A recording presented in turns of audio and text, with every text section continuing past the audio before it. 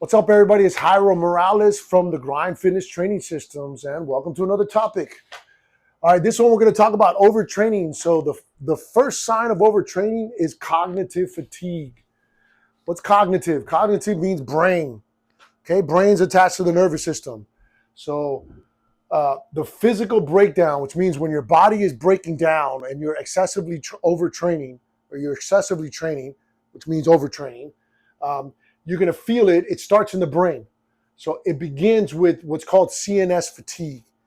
CNS fatigue means where it's hard to explain. Like until you've actually done and felt what CNS fatigue is, it's very difficult to explain. It's like this lack of desire to move. Basically, your nervous system, which is the electrical wiring of your body, gets overrun and it gets overworked. And so that things that normally come easy to you just become like labored, whether it's getting up from the ground, whether it's just being there. You almost want to like stay stationary and lay there. So you want to avoid this at all cost. And so you have to be very self-aware that there's like this weird balance between training and, it's not a weird balance, but there's just like this yin and yang between training and recovery. And so you have to kind of self-regulate or take notes how you feel that day, how the training was, how the week was. Because if you're starting to feel some cognitive depletion, means that you're not recovering well enough, means your body is worn down and tired. So what is overtraining symptoms? One of them is excessive training. It's too much training, not enough recovery. And then, like I said earlier, the early signs are cognitive in the brain. You're going to feel the red flags to catch early. You're going to feel a lack of focus or loss of focus. So what you'll feel is like you go to train in something that you normally drill, you feel like almost a little dumb, where you're like, huh? And something that you know the pattern over and over again, but for some reason there's like a little bit of a delay for you to do that same pattern. That's a symptom. You're irritable, meaning there's something that normally doesn't bother you, you're getting pissed off. Yeah, that means that you're overtraining. If you're sleeping, but sleeping really poorly, which is out of the norm, also a sign of overtraining. And then lack of motivation. You're like, oh, I don't feel like going to the gym. I don't feel like going to train. I don't feel like doing that second session. So there's this weird balance between training hard and overtraining. So you have to kind of learn you. And so I've heard it. I know you've heard it, where you see certain fighters that as they age, they learn a little bit about that balance between training and recovery.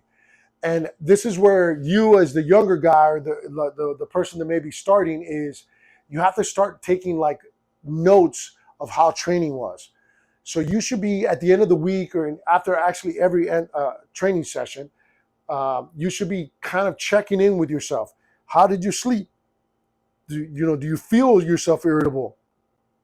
Things of that nature, so that you can take like a mental inventory of like, well, maybe am I overtraining? Do I need to do one more recovery day? Do I need to take a breathing class? Do I need to do something that's going to kind of counterbalance the amount of training that you're doing? Okay. So the CNS, which is the central nervous system, it governs movement, hormones, sleep, and recovery. What that basically means is that when you're in a high stress position, which is one, fighting just in general, but two, a lot of training, your neurotransmitters get depleted, which disrupts your hormones, which disrupts recovery, which disrupts your desire to train. So these are all things that you got to kind of be aware of, because sometimes you don't want to push through. There's times that you want to push through, and there's times that you don't. When you're overtrained, you don't want to push it through because you're going to have negative effects from training. None of us want that. Okay? So one of the other symptoms of this is overactivation of the sympathetic nervous system. What that basically means is the sympathetic nervous system is the fight or flight. A real fight. Like, I don't know if any of you guys are all combat sport, we're doing it in a controlled setting. But in a real fight, totally different beast. Everybody's felt this, where you start to get a little anxious, you break into a little bit of a cold sweat, you're not sure whether you should back up, go forward, go left, go right.